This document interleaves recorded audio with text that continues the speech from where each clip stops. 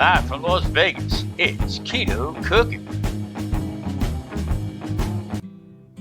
Hey everyone, how you doing? I am Garvey the Keto Cook. I was invited to participate in a great collaboration with hashtag starspangleddishes. Okay, I believe there's 14 others beside myself. I will list their channels in the description down below. And what I'm going to do today is I'm going to do a traditional pork roast, but I'm going to make it a little keto-fied because I am the Keto Cook. And I'm going to make it low carb, also the side dishes, low carb and also sugar-free. So let's get started. This is the pork shoulder picnic. Okay, now this is just a part of the upper leg that comes off of the pork shoulder, which is also known as the Boston butt. This is almost 8 pounds. As you can see, I got it at a real good price. And this is what we'll be cooking today. Now I'm going to take this, wash it, and score it. Okay, I'm going to put it and just open it up. You'll see the end result, how really nice it is. Now that's also, I'm going to be cooking it in a deep pan here on a rack. Keep it up out of its own juice or drippings, and I'll be using the pan drippings for the gravy. I'm going to make a nice gravy. I'm going to use also turmeric, ginger, and the drippings from here, some garlic in it, and everything else like that. Okay, let's get going. Okay, here is the cauliflower that has been riced. Okay, I have a running joke with a lot of people who follow me on my channel that I keep saying it's not rice, it's riced cauliflower. And what that means is just like you would take a potato and run it through a ricer. That's exactly what happened here. Now this is a mimic for rice.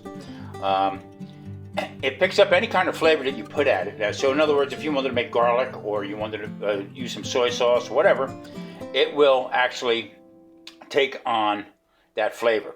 So if you just leave it plain, it tastes like cauliflower. I'm going to make this into look like mashed potatoes, only it's going to be mashed cauliflower mash. Okay, I have some fresh green beans. What I'm going to do is I'm going to cut these up. I'm going to pull some of the stems off of it, and I'm going to cut these into not a French cut, but just bite-sized pieces. Now you got to understand, there's only 2 of us in my house here, my wife and myself, and we don't make a lot of food because we only eat 1 time a day. And in this collaboration, what we're trying to do here is show how easy it is. Anybody can eat keto. You don't have to. It's not a diet. I call it a lifestyle. Anyway, I'm going to cut these up, and then we're going to get these sautéed up into the pan with some butter and olive oil and some garlic.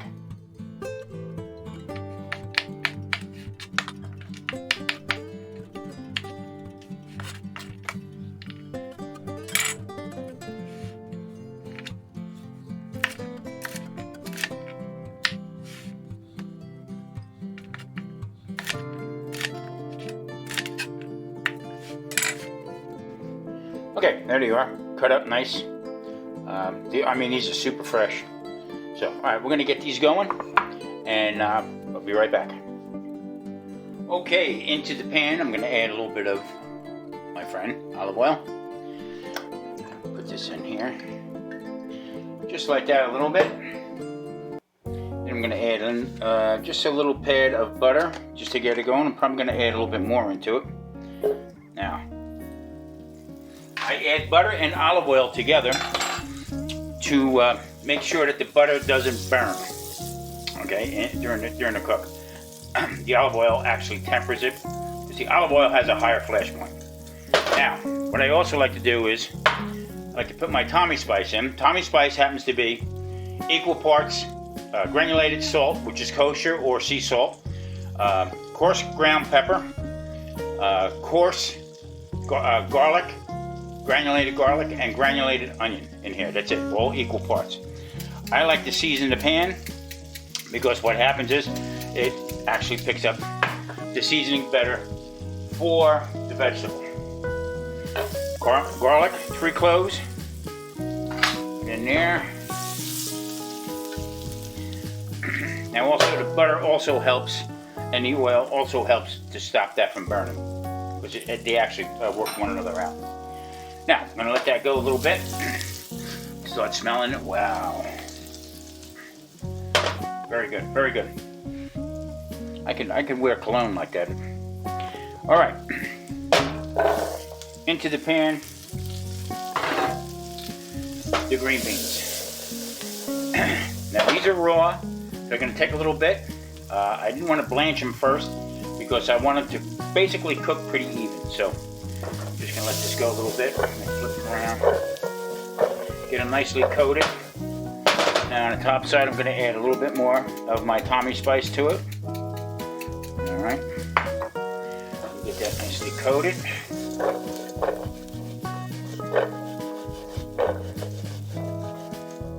Now, here's what makes the difference. I'm going to add in some soy sauce, okay? Now, soy sauce is actually 1 total gram of carbs. But the amount that I use is minuscule. I just want to get a little flavor on here. That is barely a teaspoon. You can also almost smell the wow. Garlic is starting to brown up a little bit. Nice. Flatten that out. And we're just going to let that go. Okay. After being in the microwave for about 7 to 8 minutes, butter melted down in here. Now, okay, into the pot it's going to go. This thing is screaming hot. Okay, that one's done there. Now, I don't know if anybody has ever used this Mexican oregano. This stuff is very good. It is not a traditional oregano. It's a totally different plant. But this has some deep oregano flavors to it. So what I like to do is I like to take a little bit in the palm of my hand, because as you can see, it's full leaf. And I'm going to crush this up to go in there to give that little bit of flavor to it. I normally don't measure anything, but for the benefit here, I'm going to take maybe like that looks like a half or less of garlic. Just put my stuff away here. Also going to add in some butter. That's about a tablespoon more of butter. Then I'm going to add in some heavy whipping cream. That's probably 2 tablespoons, if that. Okay.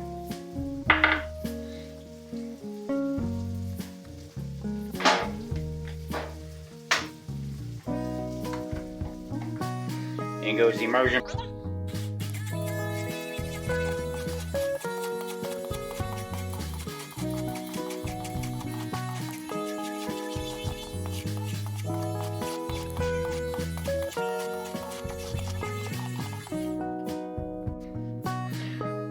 White on white dish here. I'm not. Should have got a different color dish. All right, there it is. Now this has the same consistency as a lumpy mashed potato. Okay. There again, if you get too much liquid in it, all right, it will get very runny, very loose. So I got it to that point. The garlic, the cream, it's going to take on a different flavor altogether. And there again, if you just leave it plain, it will taste like cauliflower, no matter how you heat it up. Okay, moving on. Okay, green beans are done in the bowl. As you can see how nice they come out. Now, like I said, this is enough for the both of us, okay? And we don't eat much, and especially on keto because of what we eat. Okay. Okay, I cut down, here is the ginger, the turmeric, and also the avocado in some water. I steeped it. I'm going to put this back on. I'm going to bring it up a little bit.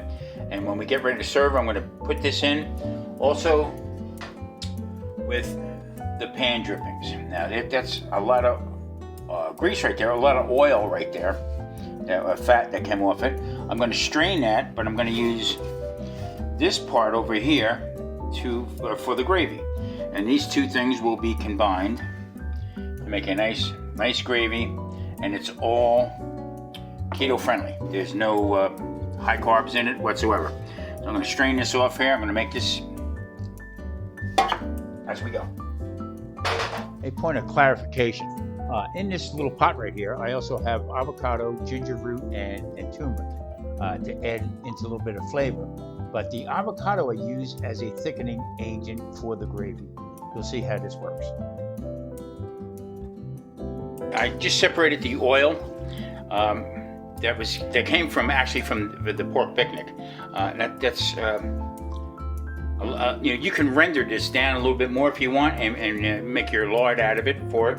I know some people who do it, but you know what? This will go into a container, and we will put this in the garbage, not down the drain.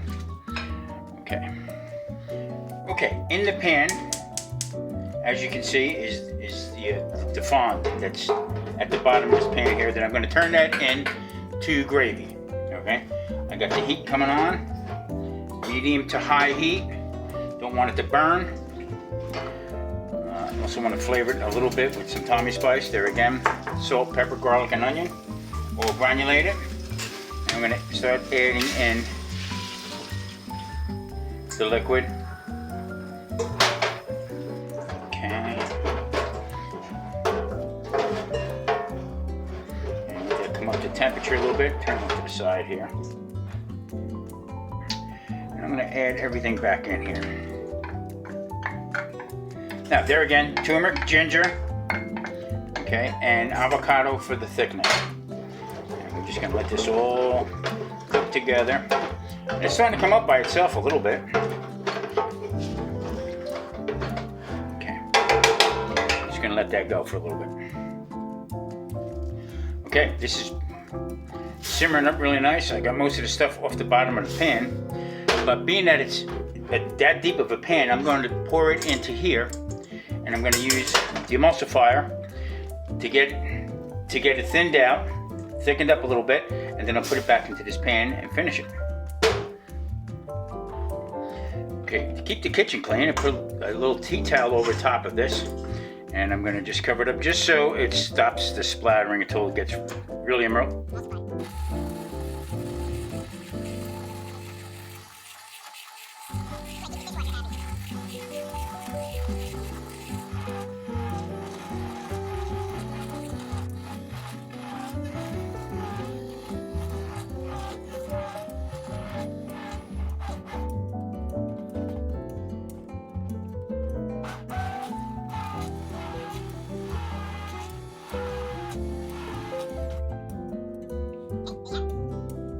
Okay, it thickened up perfectly the way I wanted it to.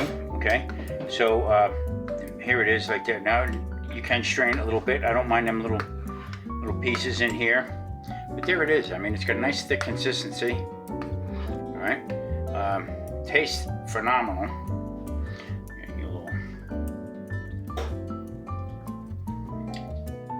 Oh wow, wow, wow, wow. Okay. Okay, it is time to take this bad boy apart, to pull it. So what I'm going to do is, somebody in the house likes this stuff. Put it back in the oven again and make some cracklings out of it.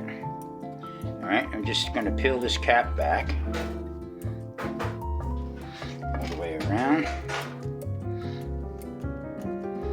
Get my hand out of the way so you can see.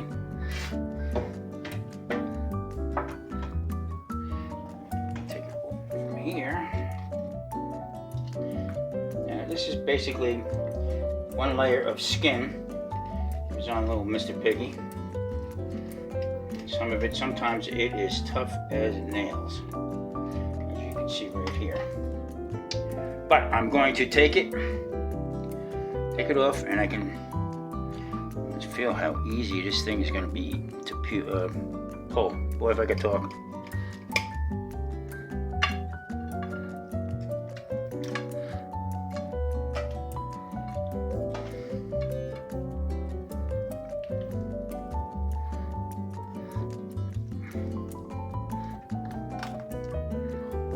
Oh, somebody's saying, oh boy. My wife Marie loves this.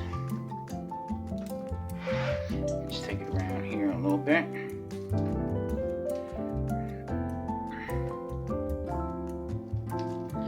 It's coming right off. Bingo. Now some of that meat on there will take off. This piece right here, right by the bone. And as you can see, the bone comes right out. There it is.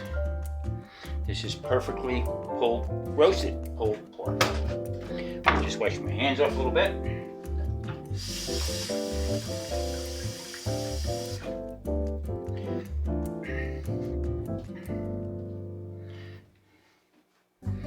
Now I'm going to take my handy little tweezers here, and I'm just going to separate it. Just pull it. Wow. Now this cooked for, believe it or not, 7 hours. Okay, and I brought it down to a temperature, internal temperature of 200, and you see the results. The aroma is like, wow, off the charts. Very good. Now I'm going to leave it a little chunky because we're going to use some of the gravy on it. I'm going to make it like a regular sit-down roast pork, only a little bit more tender and a little bit more juicy. As you can see, the juice in it is unbelievable.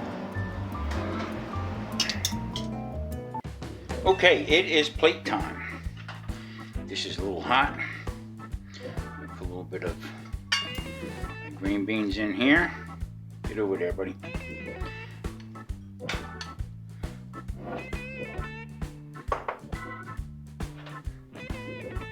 Green beans right in there. Maybe one more little scoop. This smells completely amazing.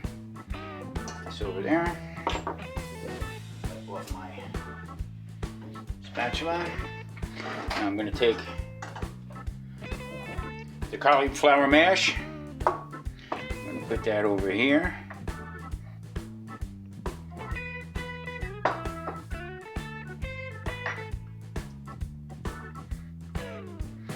Get this up nice. Put that over there.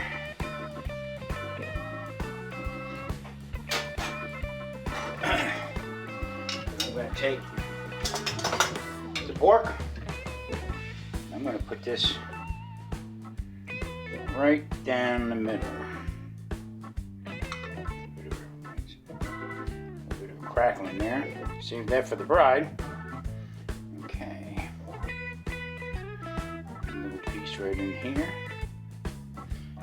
Sound like Bob Ross, doesn't it? Got your little pork right over here. That's quite a bit. No, that's enough. Here again. Not too much.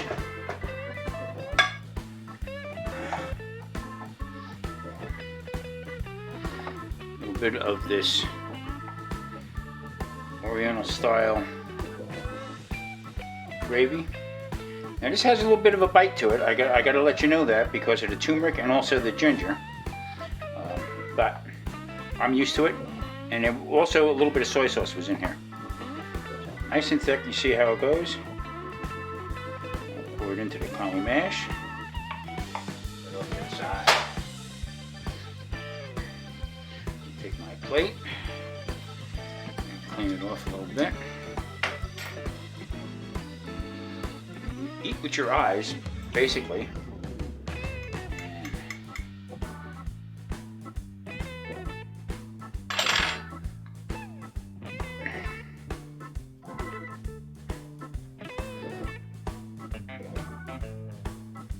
There it is, my hashtag star spangled dish. It is green beans with garlic, a little bit of soy sauce, a nice pulled roast pork picnic, and cauliflower mash with the gravy. Gravy spilled over a little bit on there. But there it is, people. I appreciate it. Thank you so much for inviting me in. I want to thank everybody for the offer. And listen, check out in the description below. I will leave everybody else's channel there so you can check them all out for today. Thank you.